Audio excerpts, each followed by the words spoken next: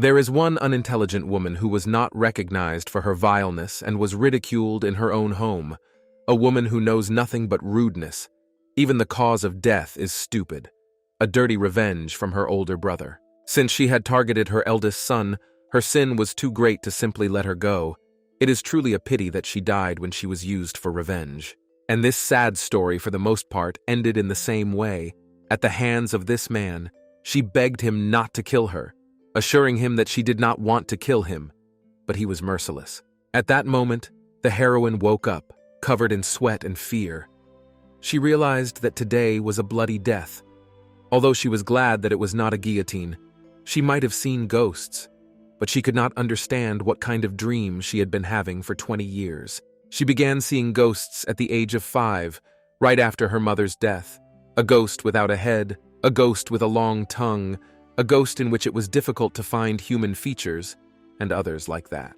She had seen many scary ghosts, but she never thought to be afraid of them because she knew that they could very rarely harm a person if they were not afraid of them. Later, in the broadcasting studio, the woman finished her work, after which everyone began to praise her, saying that today everything went perfectly, and they were sure that she was a real national actress. A national actress is a top star with the best body.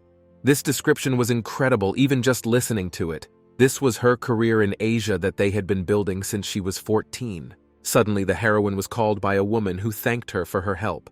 And only thanks to her everything went well. Sia asked why she was here, because it was supposed to be her last day of vacation. Ji Hyun came to Seoul today to thank Sia for sending a wreath to the funeral, so she could see her grandmother off in peace. She had heard gossip that Sia was good at fortune-telling, but she had no idea that she would know about her grandmother's funeral. But in fact, this grandmother appeared in the form of a ghost to the heroine, and she only helped because the ghost was following her all day.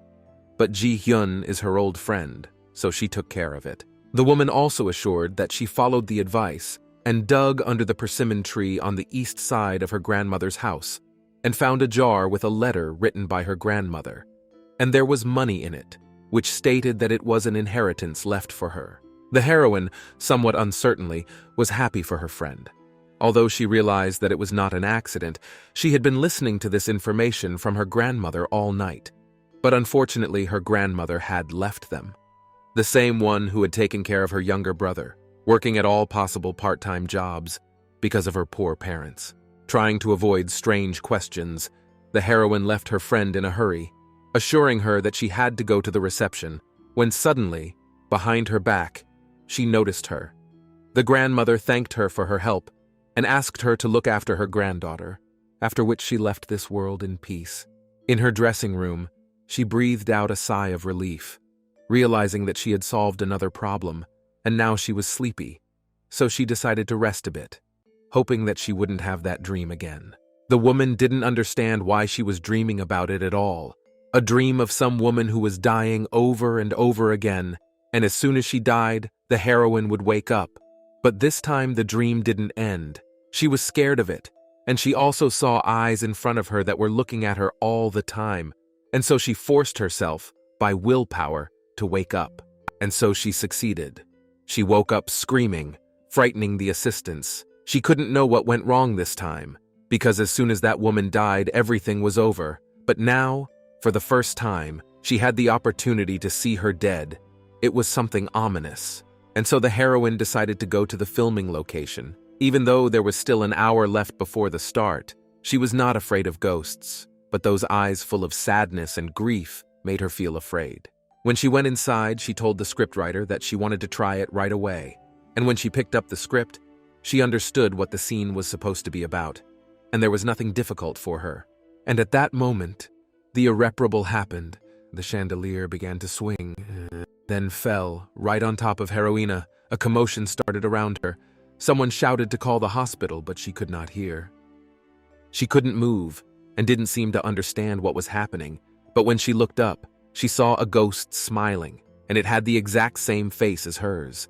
These ghosts, which had been bothering her all her life, finally got to her, and because of them she died. She screamed to cancel everything, to cancel all the words that ghosts would not harm people. It was a completely different girl who shouted this, And the heroine realized this and decided to immediately examine herself. Her body seemed so light, and in a panic she looked at her face and realized that everything was fine. There were no bandages anywhere, and her last memory was that a chandelier had fallen on her. There was a mirror nearby, and when she looked in it, she was shocked to see the same face she had seen in her dreams, when suddenly a man came into the room, accusing her of not getting up for breakfast on time. To her surprise, she recognized him immediately. It was Ravi Sorfel. She thought it was a dream again. He ordered the girl to follow him, and the heroine recalled that as soon as she saw this scoundrel, he started to annoy her. Everything went according to the script. She really wanted to do something when she saw him. He had used Camilla every time to kill his older brother. She wanted to crack him on the head, and at that moment, taking advantage of the moment of surprise, she did it. Camilla and Ravi's mother married the Duke, and the boy became the second son of Duke Sorfel, who had a talent for magic to some extent. But this was not compared to the first son named Ludvil. So with a sense of inferiority, he even planned to kill his older brother, a brother no one paid attention to, lured the ugly duckling who was his sister to his side. The heroine was angry every time she saw Camilla die because of his creations, and so she really wanted to smash his skulls. As soon as the guy wanted to accuse her, she immediately used the skills from her past life and said that she did not realize what she was doing. As she had not yet fully woken up, she thought she was still in a dream. She mocked him in her mind, sure that he wouldn't do anything to her for it, and it couldn't be helped that she wasn't fully awake. The man assured her that she was clearly awake. Even a maid in this house would not hit him on purpose, and so he walked towards the exit, concluding that, in any case, she should get dressed quickly because she was making them late. But the girl knew that he usually didn't care. He just tried to look good in the eyes of the Duke, and maybe that's why he always died with his sister. When they finished, they walked on, and the girl was lost in thought. She realized that this was still not a dream, because although everything in the dream was in first person, she could not do anything with her will to hit Ravi. And this meant that it was connected to the ghost she had seen last time. They came to the table where their father was already sitting, and when she sat down, she saw that her older brother's seat was empty. And she realized that this was around the time when the uprising began in the West. Ludvil had done a great deed then, and this was the cause of Ravi's inferiority complex. Sitting down at the table, the heroine knew that if she couldn't wake up, it would be a big problem. Looking at the Duke, she realized that she had seen countless times when she met death in those bright eyes, and she would only die if she did nothing. The man said they were very late. The brother was just about to blame his sister for it, when she suddenly interrupted him and admitted that she had gone to bed late last night and therefore overslept. The Duke noticed that the girl was usually silent, but today something was wrong, at which point the maid brought the girl food, assuring her that she had cooked it herself, and on her way out, she smiled mockingly. The heroine knew that even some of the maids were mocking Camilla, and it continued even at the table. So she mentally allowed her to laugh, as it would be the last time she would be able to do so. The heroine turned to her father, assuring him that she wanted to give him her food as a sign of apology for being late, and so she cut the meat to make it easier for him to eat. And her brother was shocked by the behavior of a girl who had never allowed herself to do this before. Her father agreed, and when he took a bite, his face immediately contorted, and she felt that something important was about to happen. So she shouted with feigned concern that her father shouldn't eat it. The man became serious and asked the girl if this was not the first time she had eaten such a meal. The heroine smiled as she realized that her plan had gone perfectly. The maid could act freely, but now she would no longer be able to mock her with food. The Duke said that they would discuss this issue later, after he had dealt with those who dared to do this. The girl was very happy and could hardly contain herself from gloating out loud, as she realized that if it was for the good of the family, the father was ready to kill even his children. A week passed, and the girl began to get really restless because time was passing and she couldn't go back. The dream should have ended long ago, but she decided that she must have died then, and so she stayed here, or she became a spirit. At that moment, there was a knock at the door. It was a faithful maid who was very devoted to Camilla, and her name was Donna. She had heard that her mistress had been eating very poorly lately and was very worried. After the incident in the dining room, the Duke asked them to take care of the food she would eat from now on, and the kitchen maids who had abused the girl were fired without giving her a penny. The heroine assured her that she would eat later, and there was nothing to worry about. But the maid did not give up hope of helping her mistress, and because she often left food behind, the cook came to her personally. The chef, this time, brought a delicious fruit cake, although the girl did not see an apple, and at that moment, the cook was being scolded by a ghost, the previous cook of this house, who said that he was a nobody and could not cook anything properly, and the girl had no idea why she kept seeing ghosts, even if they were not her eyes. Later, at the Flabler Academy, two guys were discussing Carmilla, saying that she was constantly harassing Pietro, and there were gossips that this time she stole his handkerchief and got caught. And not long ago, at a party, she took a lady who accompanied Petro and was acting wild, so they wouldn't be surprised if they started calling her fake lady, when suddenly one of the guys got really scared when he saw someone and took his friend aside. He pointed to a guy down the hall, saying that he was nicknamed a scumbag, one of the three duchies of Arshin Sepra. On the day he first tasted the master's food, a stream of light penetrated his chest. He thought how happy he would be if he could cook such food. The apple pie he learned from the master became his life as a chef. But when he found out that his food was left over, he was sure that the girl was picky about food only because she was still young, and not a real princess, and therefore had to eat what she was given. Now he cooked this, because the girl didn't like the other food. It was an apple pie with a filling, and this time he hoped that she would finally appreciate his food. And the previous cook, unable to stand it, tried to get through to his student, shouting that Camilla didn't like apples. The heroine often met such people in show business. She realized that they simply ignored her. But listening to the ghost scolding the cook, she was getting annoyed and decided to try. After one bite, she turned away defiantly, saying that it was not tasty and her husband was at a loss for words, assuring her that it was his mentor's recipe. She didn't let him finish, saying that it was missing 1 gram of cinnamon, and then began to lecture him, asking if it was possible to cook food for which there were no necessary ingredients. And didn't he need to know the preferences of the person who would eat it first? If no one eats it, it's just garbage.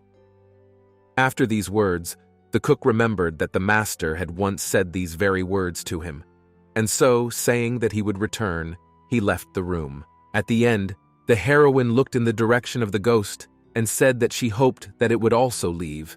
The deceased man was shocked, asking if it was him who was being addressed, but the girl was tired and said that she did not know anything, and therefore would sleep.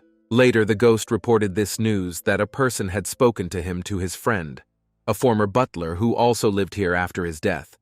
He was quite skeptical about this idea, as it was strange that she still did not recognize them. But in the end, they agreed that it was worth watching her. A few days passed. These ghosts were sitting in the girl's room, and they didn't seem to be going anywhere. And the heroine tried to convince herself that everything was fine, and that they were just a bunch of people who had come back. And first, they had to find a way to survive. To begin with, it is necessary to change the situation when she did not join her brother's plan to go on a murder spree. No one believed her because of her past lies, and she could not do anything about it, as she always behaved like that. First, she had to win the Duke's trust, the heroine thought. And at that moment, the ghost of the cook decided to mock her so that she would finally pay attention. He was constantly distracting her from thinking about the plan to save her life. And yet, the ghost achieved his goal.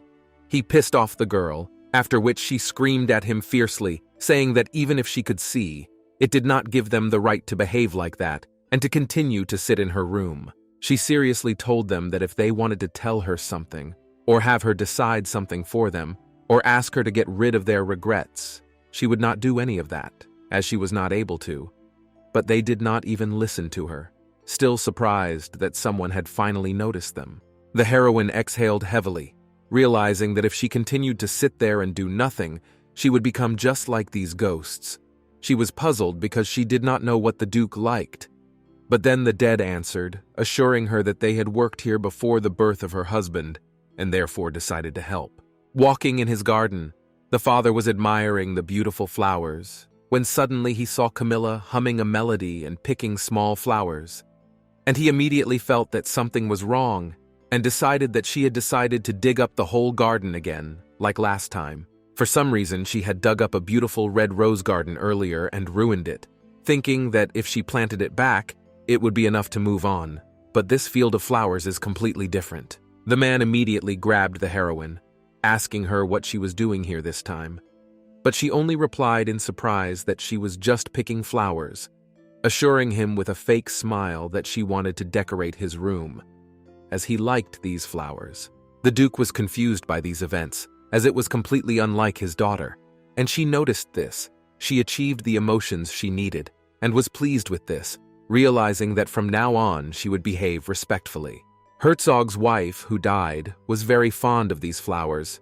She also took care of this flower garden, which she created herself, and that is why they were so special to Herzog. Later, telling the ghost about her successes, the heroine said that her father liked the way he looked at her, which was clearly different from his usual one, and she couldn't immediately restore the relationship. But she had created a tool for this, which meant that it was time to move on to the next step. A week passed, and the Duke was visited by his assistant Jactor, who said that this time Ludovic had organized a big ball. It was amazing, and so the secretary brought the necessary documents for it. The man was all in thought, and there were flowers around him that the girl refreshed every day. And he turned to the secretary, asking if the girl was still eating poorly, and when he heard no answer, he looked at him menacingly, and the guy could only say that he would find out immediately. At that moment, there was a knock on the door. A man who introduced himself as Rouve, he is the current butler, and therefore brought food on a tray, saying that by this time the Duke might be hungry, so he had prepared everything. Sitting down at the table, the man noticed the butler's stare, but he assured him that everything was fine, and he shouldn't pay attention to him. He tasted a spoonful of soup and fell into nostalgia. It was the same soup that the previous cook had prepared for him when he was a child. His first question was how Gerald was finally able to restore the taste of the previous chef's soup, and the butler only said that it was not the chef who made it, but Lady Camilla herself, thus pleasantly surprising his father. The first person to try this soup was Gerald himself. He recognized it immediately, the golden color, deep aroma, and taste. It was the master's soup, and he could not believe that someone managed to recreate it. So the first thing he did, almost shouting, was to ask her how she could do it. And the heroine was only amused by this, because the reason why she was able to reproduce the master's soup was very simple, namely because he had cooked it himself. After she began to see ghosts, and at the same time gained the ability to become possessed, due to the chef's sudden death, Gerald was unable to learn the secret of making soup. Then the girl turned to him, claiming that they had made a bet. And because of what he would do if he was not satisfied with the food she cooked, she gloatingly asked how much longer she had to look down at him, because her neck would soon hurt. Earlier, she had approached him with the intention of cooking the food herself, but the man was immediately skeptical, knowing her past merits, and therefore offered a deal. If the food she cooked could satisfy him, he would do anything, even get down on his knees. And so, it was time to keep his promise. The cook admitted that he had lost and knelt down in front of the girl. She recalled it with a smile while drinking tea in her room. When she suddenly noticed a strange look from her assistants, they met her eyes and asked what had happened, if she had anything to say to them, but she only assured them that they could say whatever they wanted. The heroine has been living with ghosts for 20 years, so she has learned something, for example, that there are no ghosts who help for nothing, and so she said she was grateful to them for the misty flowers and soup, which helped her earn the Duke's trust. Now she understands everything. In the future, she will need their help to survive here and change Camilla's reputation. The ghosts can help her, and so she said she will do what they want. When they heard that they were asked what they wanted, the ghosts just laughed. The master said that he wanted only one thing, and that was to cook more, assuring that his wish was to cook one more time, because everyone could enjoy the food he prepared, and there was no happier thing for him to do, and therefore he was grateful for this opportunity. The butler assured him that his wish had come true too. He wanted to help the Duke's people with the information he had, and he was happy that the misty flowers had started to be brought to the castle again.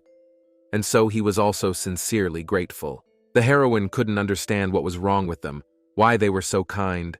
Perhaps they were fools and therefore liked to please others.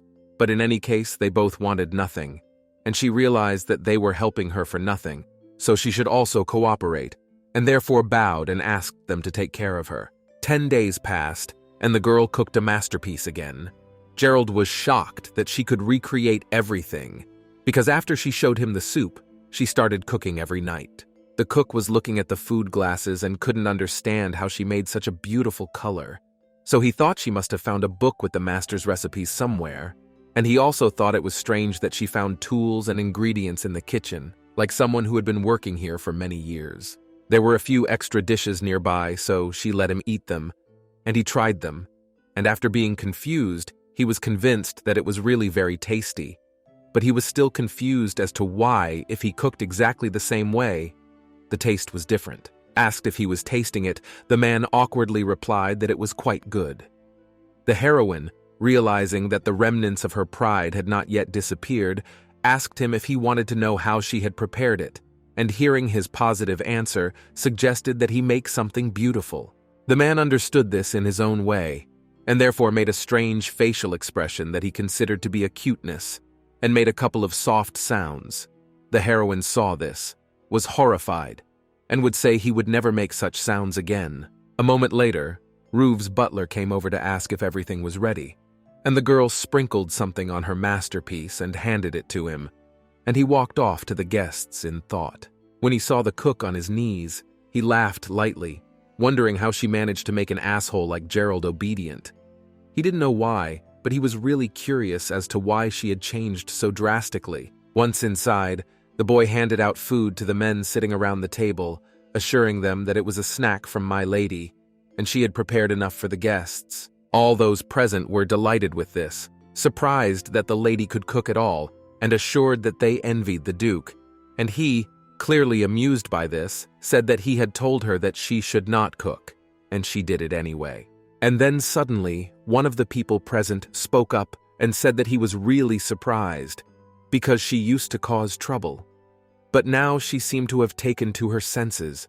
Apparently she regretted what happened at the party, looking at what she was cooking for the Duke. The Duke himself did not appreciate this, and asked with a clearly angry expression that hadn't he said he couldn't drink wine, which meant he couldn't eat a dessert made with wine. The guy wanted to object, but it was all in vain. So he said that he could not ignore his daughter's sincerity and would eat it. So he ordered the butler to bring it here, and he, in turn, with one deft movement of his hand, took the boy's dish from him and gave it to the man. Walking home at night, the heroine talked to the ghost of a cook, asking what he was planning to cook tomorrow, and he suggested making a sauce that should be especially tasty, so he wanted to make a canapé with a small amount of it. When she suddenly noticed blonde hair behind the wall and asked him directly what he was doing there, the man got goosebumps, and he tried to control himself and asked what she was doing. The girl didn't understand the question, so brother had to explain that she goes to the kitchen every night. So why would she suddenly start making noise doing something she had never done before? The heroine assured him that she was just cooking, and there was nothing strange about it, after which the guy bit his lip, gave away the true essence of this dialogue, saying that the Duke would not accept her as a family just because she cooked for him. The girl was confused by the abrupt change of topic, not realizing what had suddenly occurred to him. And hadn't they been living without paying attention to each other from the very beginning? So why did he start to care about her affairs? And the guy, bitterly, said that they would not recognize them anyway, thus confusing the heroine, who did not understand what they had to do with it, because in the past, he himself had tried to look better than others. Now he assured me that I shouldn't do any useless things as there was no point in it, and my sister, in turn, smilingly said that she knew that she knew they were not important to them, but she was not doing it to be recognized as a family member.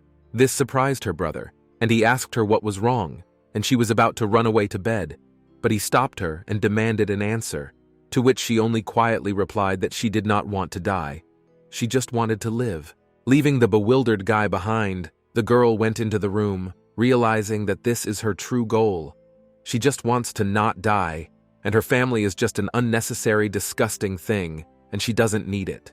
The next day, the heroine was drinking tea in her room, and two ghosts were looking at her closely, so closely that they did not look away, and the girl was uncomfortable with these looks, so she asked them directly what they wanted. They asked what the girl meant when she told Ravi yesterday that she wanted to live, that she was sick, and the heroine, in turn, understood that she knew she would die in the future, and therefore she was making every effort to survive. But if she said that, they would not believe her, would call her crazy and just leave. She remembered that ghosts could walk freely around the duchy, so they had to know everything.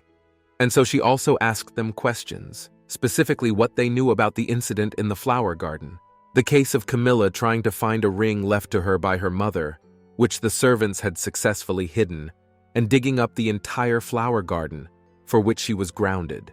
During the incident, she didn't even make any excuses, and everyone thought that Camilla was just being a bully as usual, and maybe after this incident, the last time Duke came, he saw her in the greenhouse. While digging in the garden, the heroine asked if they were sure she was in the right place, and after finding the right object, she recalled that she was very annoyed every time she saw this scene. And then the ghosts assured her that it would have been better if she had asked for help right away, and why she had pretended not to notice them at all, to which she said that she was so out of it that she didn't even notice them both.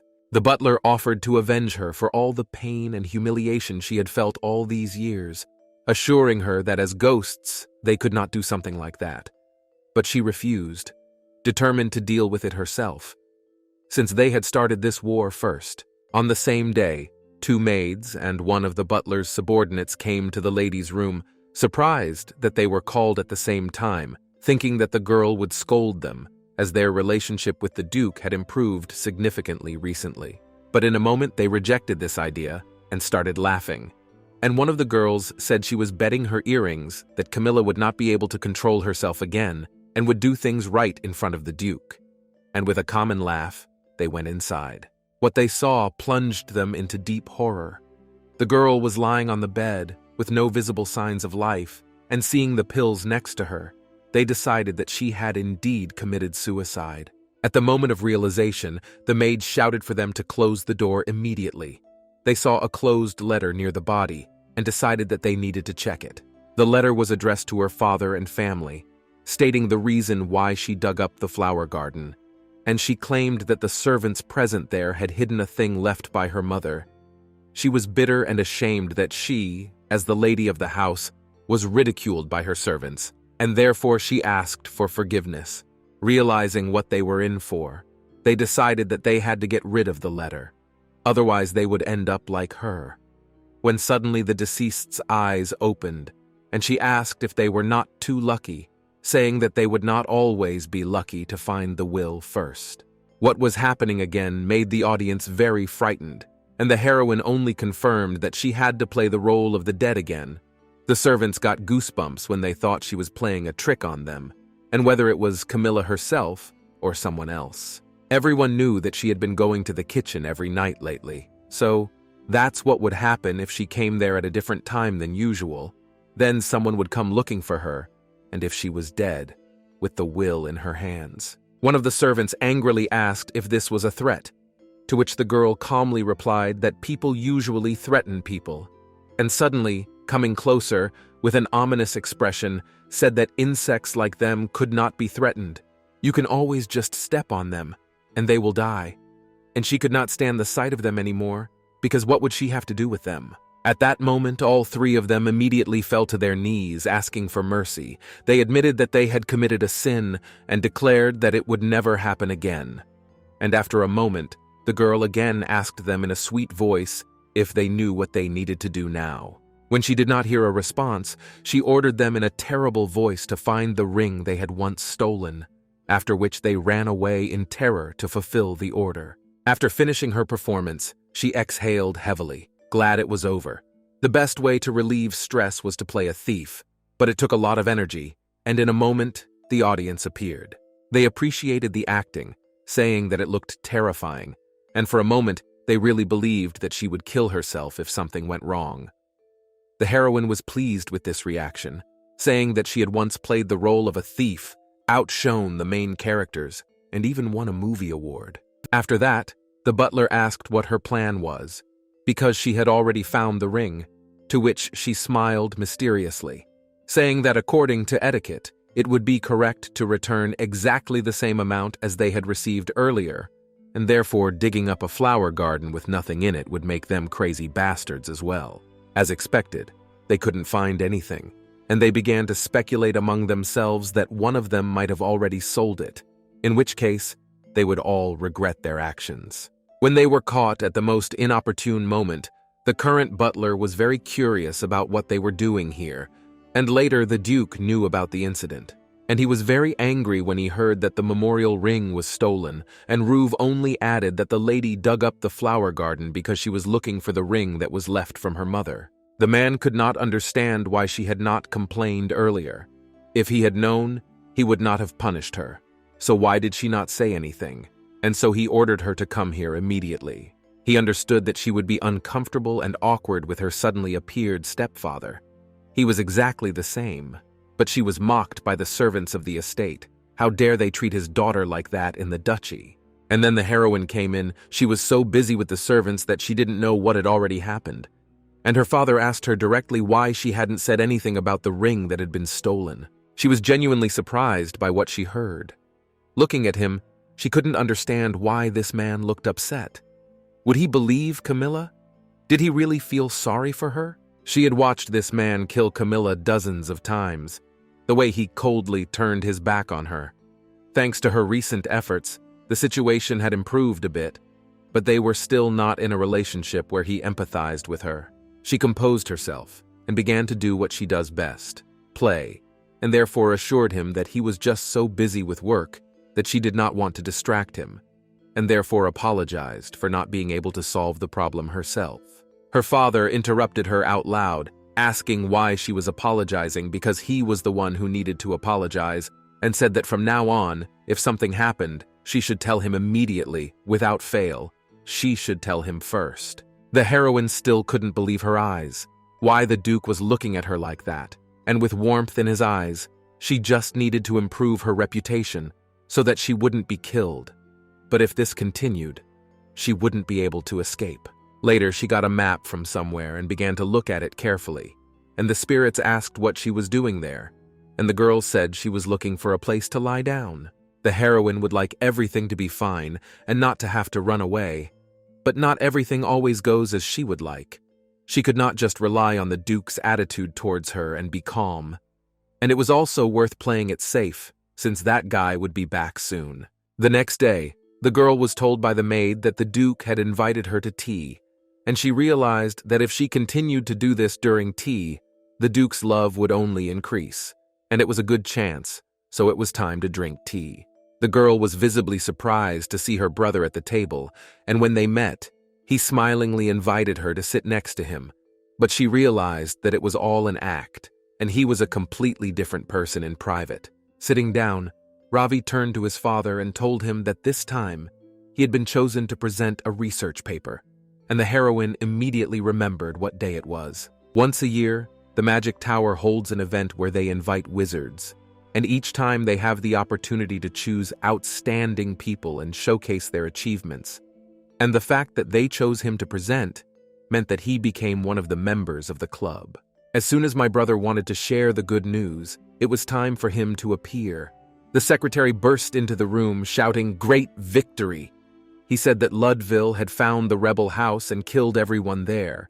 It was an operation he organized on his own. The man got up from his chair, happiness beaming out of him, and he assured me that the Imperial Palace should be notified immediately. But there was no need for that. His Majesty was so pleased that he sent the letter personally to Ludville.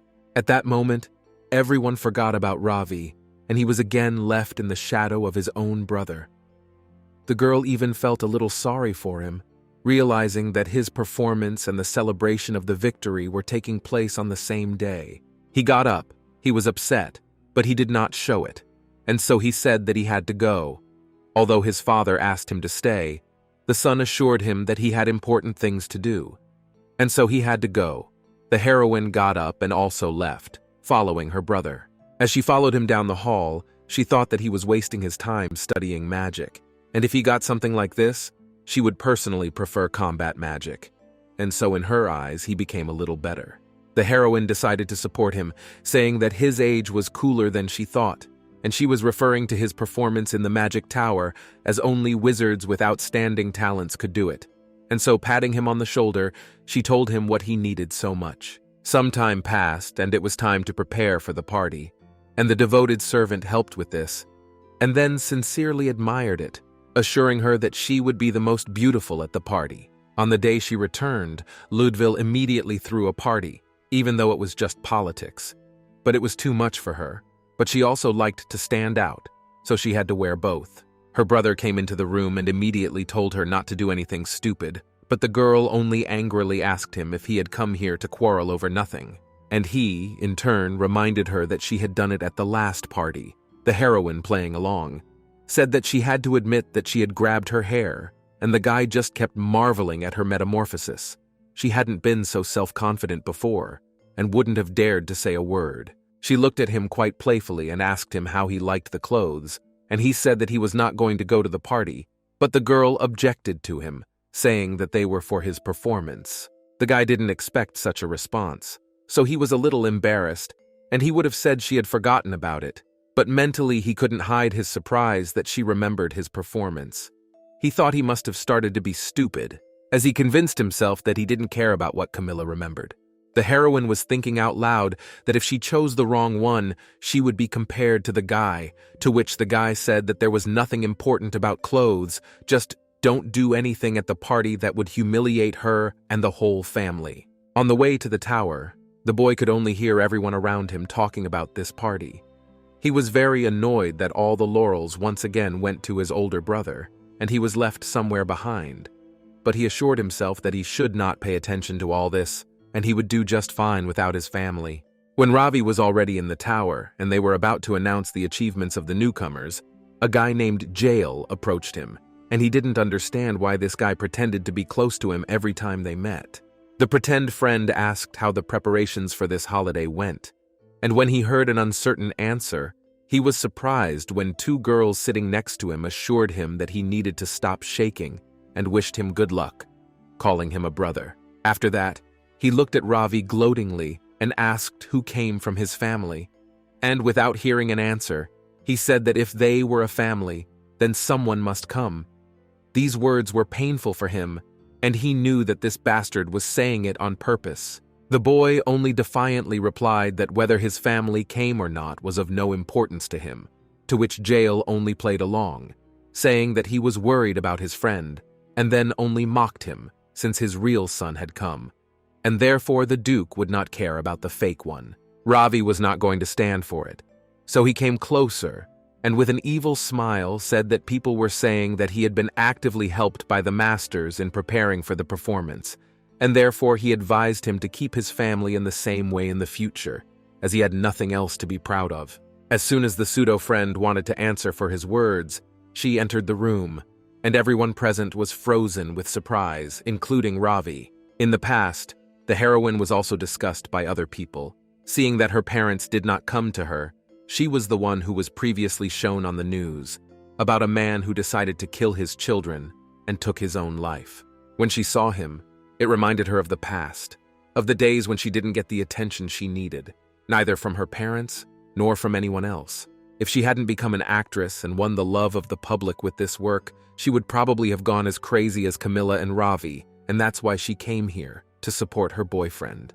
Of course, she was annoyed that he used his sister, because of the feeling of inferiority, but she was also worried that he would be left alone, as she had been, so she supported him every time, not to lose sight of those who are not worthy of attention. And this time, he had to live a different life. She had watched him for 20 years, and knew that he was able to overcome a lot. Afterwards, the guy came up to his sister and asked her why she had come here at all. Although he was glad to see her upset face in the jail, he also noticed that when she decided to dress like that, the atmosphere became completely different. The heroine answered nonchalantly that she did not know why she had come, and to her brother's surprise, she said that she just wanted to come, so she came. Exhaling heavily, he assured her that no other answer was to be expected from her. After that, he offered to go home. She froze, and he waited for her, and the girl was pleased with this, as he had never waited for her before. And on the way home, she assured him that the view from the front of her brother's head was much more beautiful than the back. At that time, a party had ended at the manor, and the Duke thanked his eldest son for attending the party immediately after his return, after which he replied that everything was not as it should have been. The father, realizing his mistake, said that it was a pity that the whole family could not get together because of Ravi's speech, and he himself should have paid attention. But he made a mistake and sent his son to bed after he finished. On his way to the room, he looked out the window and noticed the two coming back, and he noticed that Camilla was trying to take care of her brother, and this interested him. When she returned to the manor, she noticed that the party seemed to be still going on. She did not want to meet Ludville, and so she came after dinner. My brother said he was going to the party in a minute and asked what his sister was going to do, and she said she was very tired and would go straight to her room, so she sent him alone. No wonder it was still hard to come to terms with, because Camilla died most often at the hands of Ludville. He pierced her heart with his own hands, cut her throats with his sword. It was the Duke's order. But she could not forget those countless deaths. The next day, the heroine was picking flowers in the garden, and she couldn't get her elder brother out of her mind. It was impossible to understand what was going on in his heart unless the Duke could read his expression. But now she assured herself not to think about it, because the first thing was to set her father's heart on fire. And then, at least she wouldn't die. And her current job was very relaxing, because it meant nothing to her, who had been on the podium several times. Suddenly, her brother's voice called out behind her, shocking the girl instantly. She hit a stone, but managed to keep her balance, and at the same moment, she regrouped and began to act, realizing that she was directly created by God himself, a genius of acting. He was going to catch her, but he didn't need to, and the heroine was pretending to be surprised by his presence. She really didn't want to cross paths with him. And then he suddenly appeared, and so it was necessary to avoid contact with him if possible. With a fake smile, she assured him that she was picking flowers as a congratulatory gift, and that she was glad they had met, and when she handed the flowers to Ludville, there was no reaction. So she decided that he probably didn't like the flowers, and on that awkward note, she left. Later, when he returned to the manor, the older brother informed the butler that he had received flowers, which surprised him, as Ruve could not understand how anyone could give flowers to such a cold-blooded guy. He offered to take them, but Ludville didn't give them to him, telling him to forget, and that they were his flowers, that they were the first gift from that child. And so he said goodbye and walked to his room, thinking on the way that that smile and the fact that she called him brother for the first time was all crazy. The whole family was gathered at the table, and the heroine was watching her older brother closely, realizing that because of him, Ravi was especially quiet today, and now she had to keep an eye on both of them, and if something happened, everyone would be to blame. As soon as the food was brought in, Ludville would immediately say that he and his sister had switched portions, and thus angered her. And immediately afterwards, his father asked the younger boy how his performance went and apologized for not paying enough attention to him. This surprised the heroine, as she did not expect such excitement. She thought that today he would also talk only about Ludville, after which the Duke addressed her. He said that she would be going back to school soon, and this shocked the girl. She had completely forgotten that she was still a student, and it was spring break, and then it meant that she would have to go to school. The man asked if she was sure of her choice and wanted to go in this direction, and the heroine hesitantly replied that she needed to study hard first. She realized that when she started going to school, there would be another problem, namely people she did not want to meet. And also, the father said that a new chocolate had arrived and it went very well with tea, and the girl did not understand what he was saying, so she decided that the flowers had already begun to wilt, so she said that this time she would go and pick them herself. Ravi said that it was just an excuse and she had misunderstood, and the girl immediately started going through the options that she might have missed. The flowers had wilted because it had been a long time since they had been picked, and she often drank tea when she went to pick them for the Duke. The boy looked at Camilla with sincere joy because he knew that his father wanted to have tea, because he had recently taken a liking to the girl, and in a moment he realized that he was proud of her. Later, in Herzog's office, the older brother was looking at something in the documents, and the man asked what it was, to which he said that he was making a list of dessert shops that his father had written down, and then, saying that this child did not like apples, crossed out some of them. The eldest son heard that there were people who played with Camilla's food, so he asked how this problem was solved, and the Duke assured him that since it happened in their house, he took measures to prevent those people from working for other families. And after a moment the boy said that he could not find the divine beast. In the Fabler Empire, there are 3 ducal families named after 3 great guardian gods. The Sorfel family, whose symbol is a snow-white tiger, the Sefta family, which had a symbol of a black wolf, and the Javilane family, whose symbol is a red eagle. The Sorfel family also had a divine beast. But due to the sudden death of the previous duke from poison, he did not have time to tell them where the egg of the sacred beast was located. The man understood that no one would ignore his family just because there are no divine powers, but all families try to keep a balance with each other in one way or another, and the search for the pendant has been going on for 3 generations, and still no result. Walking around the courtyard, the heroine realized that she had indigestion, and now she was feeling sick, when suddenly the ghost of the butler appeared and said that there was someone he would like to introduce her to, and he was probably a ghost too. But the girl immediately refused. The ghost was very excited, and the girl noticed it, and decided that if he was saying this with such a serious face, then the person he wanted to introduce must be not so ordinary. But still, she assured him that she felt bad now, and therefore she should go. She was sorry to say no, as he helped her in many ways. But didn't he say he had no desires at all? If the ghosts started to gather here, there would be no end to it. So she had to draw a line here, said goodbye, and left. To her surprise, the ghost gave up before she expected. That day was only the beginning, and later the butler started visiting her with this question at night, during meals, during rest, all the while saying that he was very eager to meet her. This began to piss her off, realizing that he still hadn't given up, and in life he seemed to be a very persistent butler, so she yelled at him to stop doing it, and seeing the sadness in his eyes, she gave in and said she would see him. The heroine asked what kind of possessed soul it was. The ghost didn't know what it was, so she explained that it was a ghost that was tied to one place and couldn't leave it, and that's why he couldn't bring it here. The deceased confirmed it, saying that it couldn't move as freely as they did. If she were to choose a place where a lot of ghosts were likely to live, she would think of a funeral home, a crypt, or a grave. So it was no surprise that there were many. Usually there were a lot of ghosts who didn't want to see other dead people, and that's how it should be. But for some reason there were a lot of them here, not because it's a cemetery for people who made a great contribution to the development of the country. It's most likely an honor for those who are buried here. The butler showed them where they should go, and the girl noticed that the place looked quite luxurious.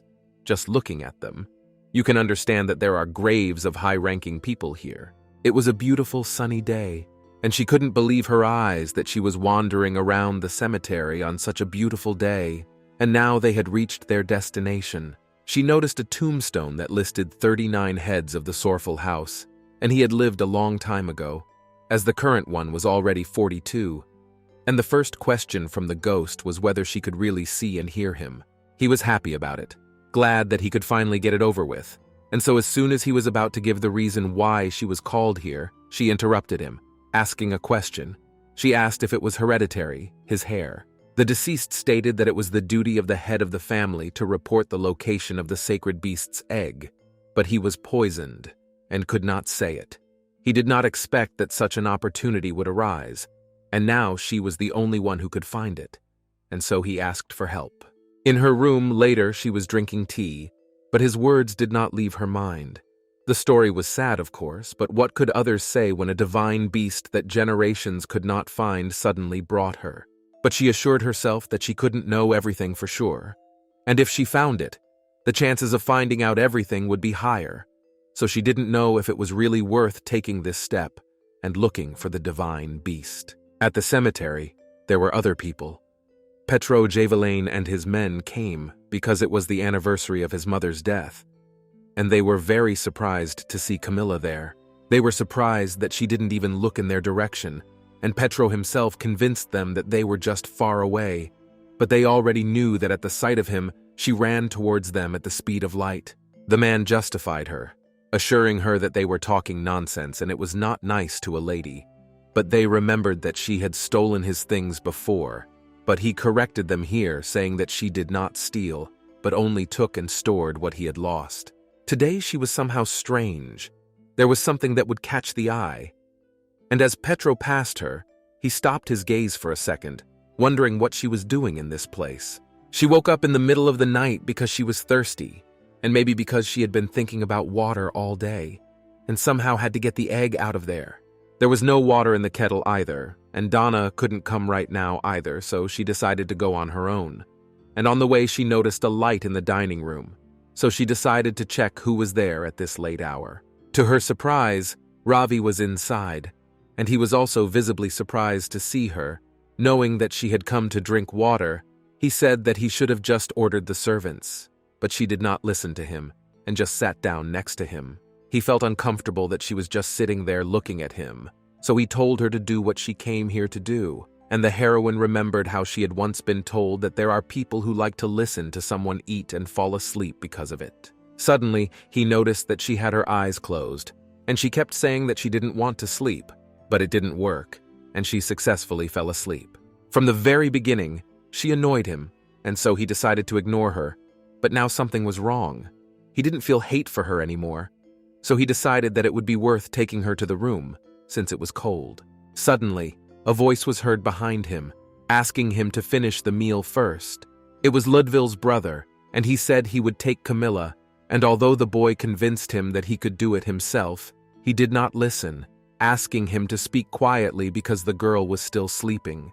In the morning, the heroine woke up in her room and could not remember how she fell asleep. And when she managed to get back to the room, the last thing she remembered was Ravi eating at the table, so she decided that he brought her here, and even imagined what he would say to her first. Last night, she had a nightmare, but she still remembered how she took her brother's sleeve and begged him not to kill her, and he said he wouldn't, and then she fell asleep peacefully, and now realizing this, she was very embarrassed because she looked like a complete fool.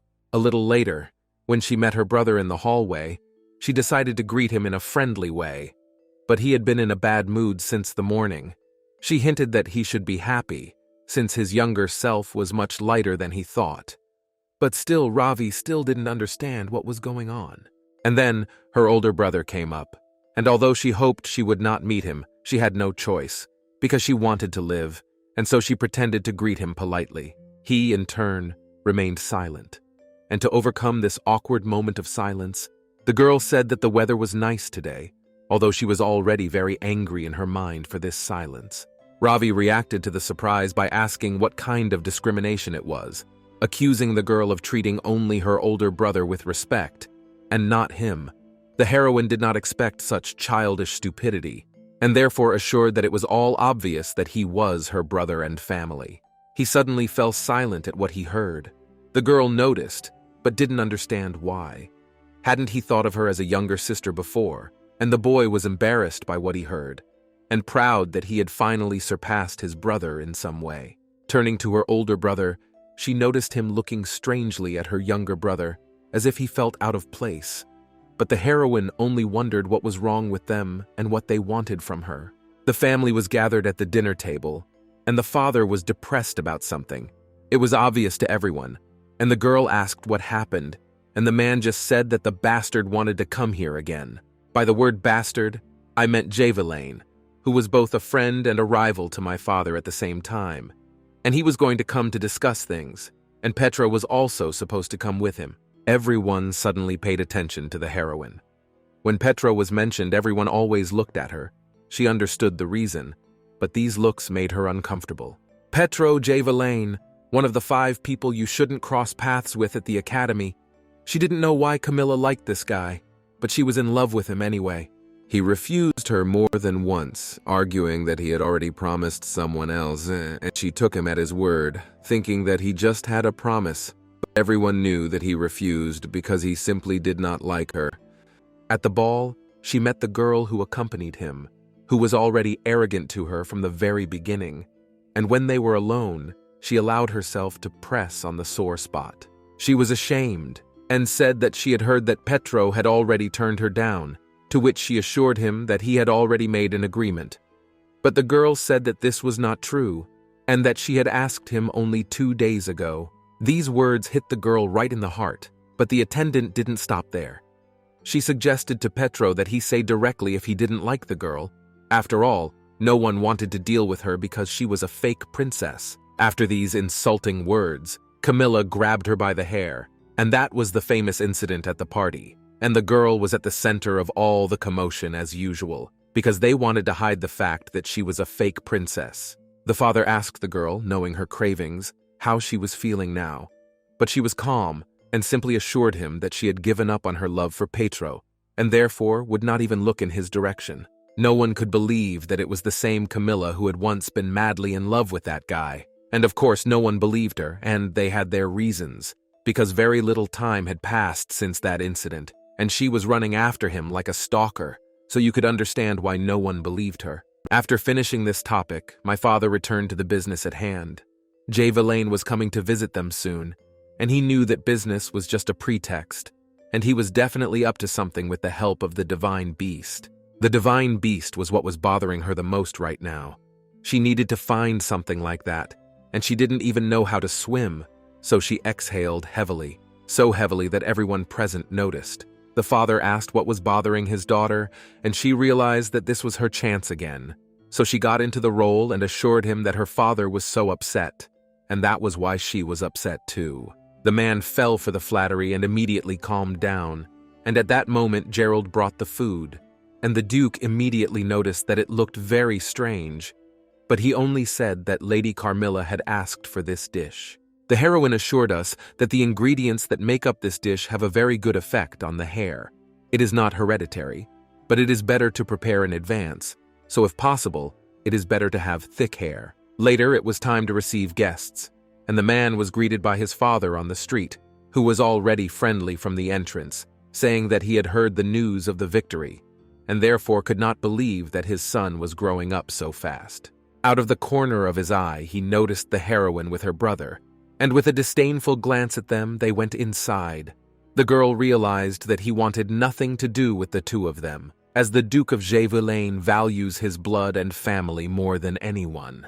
And given that they did not have sorrel blood in them, such a Camilla was of no interest as a daughter-in-law for Petro. A moment later, the guy himself appeared, and the girl noticed that he was handsome, and began to understand why Camilla was running after him, so she greeted him first. He was pleased to realize that his kindness was not misunderstood. The boyfriend noticed that it was the first time they had seen each other since that party, and apologized for not helping her then. But the heroine knew that it was a false feeling as she saw him running away. The guest assured her that he had heard that there was a very beautiful garden here, and so he would like to see it. The heroine confirmed this, and so she ordered the butler to show it to Mr. Petro, and he was visibly surprised by this answer. When she finished, the girl said that as soon as he had a look, he should come inside, and left. Looking in her direction, he caught his brother's unfriendly glance and seemed to understand what was going on. Meanwhile, inside, business discussions were in full swing, and the guest said he had a business proposal. It was about a strange material that father had, and he offered to research it and then start selling it through his trading company. Duke Sorfel answered briefly and clearly, assuring that he did not want to, and although the distribution of minerals was more important to Villain than to them, the man was still not going to leave them to him. Later, the daughter of the owner of the house entered the room, claiming to have brought a snack. The man asked what kind of tea it was, and she assured him that it helped with insomnia, as she had heard that he had been sleeping poorly lately. After telling her that he would bring her 1 cup of tea before bedtime, her father asked her to sit down with them, and showing feigned interest, asked if she was really allowed and if she would not disturb them. As usual, her father behaved, and was sincerely pleased, assuring her that nothing would interfere with her. She glanced at Duke Villain with one eye to make sure he was not looking unhappy, and she was shocked to see that he had a divine beast on his shoulder. It seems that no one saw him except her, and she thought he looked like a ghost until he was called. And her father at that moment thanked the girl for this delicious tea, but it was made by the ghost of the butler, but she was not going to tell anyone about it. The Duke of Javelin was looking at her all this time, and to fix this awkward situation, she offered him tea, while a small animal was looking at her. And suddenly, she heard a voice saying that she could see him, and assured him that she had a very pure spirit. Suddenly, the guest said the word jetty, and at that moment, flames appeared around him, from which a firebird of unprecedented beauty was created. And the heroine was convinced that he appeared when called. So he was definitely a ghost.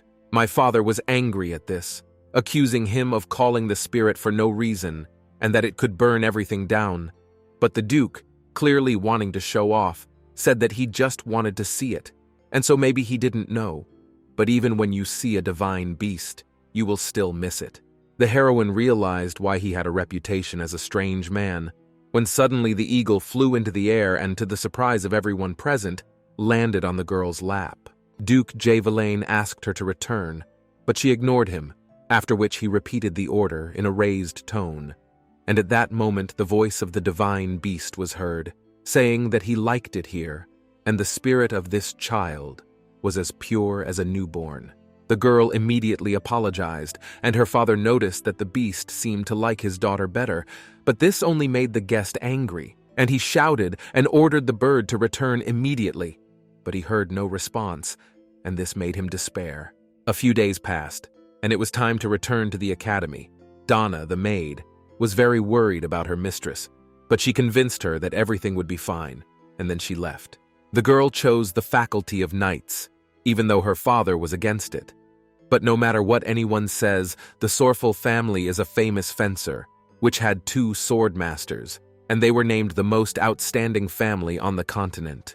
And so, she chose him, wanting to prove that she, a member of this family, was the right choice.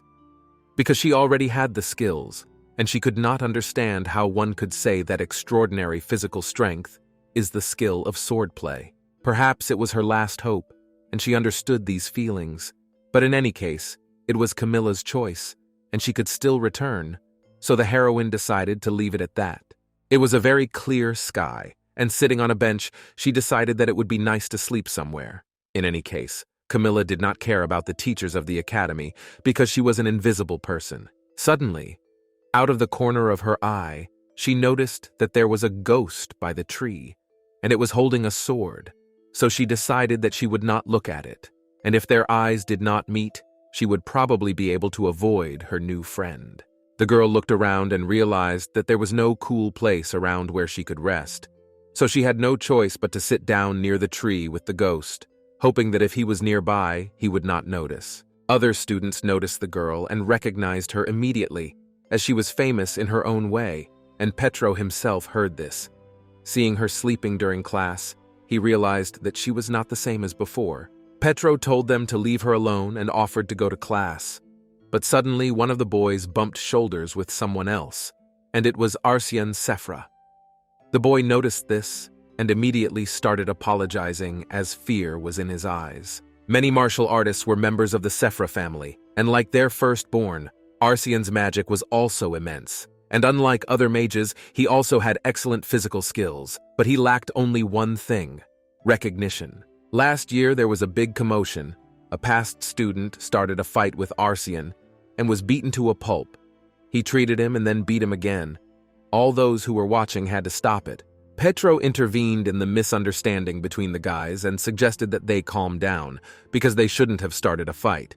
And he suggested that Arsyan stop, since he had already received an apology. The guy replied with one word, "Clown," and then added that he wondered if he would still smile when he was hit, and then finished by saying that he didn't want to stop hitting him, warning him not to say his name. Although the punch did not cause any damage, one of the adults noticed and started yelling at them, and the boy ended up saying that Petro should not be seen again. Passing by a tree, he noticed the sleeping heroine and thought she was acting suspiciously, and for a second wondered if she could see too. They were everywhere, on the street, in the corridors, and even in the classroom, thus annoying the girl very much, and so she wanted to sleep. but the teacher saw this and asked if the girl was that uninterested in this lesson. The girl remembered this teacher. In the presence of Herzog, she can't even look up. But here she feels superior to Camilla. There were many guys sleeping around, but for some reason she was attracted to her. Realizing that she was not being listened to, the teacher suggested that the girl go and solve the problem on the board. And she may have looked like that, but she was a girl who had graduated from the university. She grew up as an orphan and had no parents, and she really didn't want to hear that she couldn't study.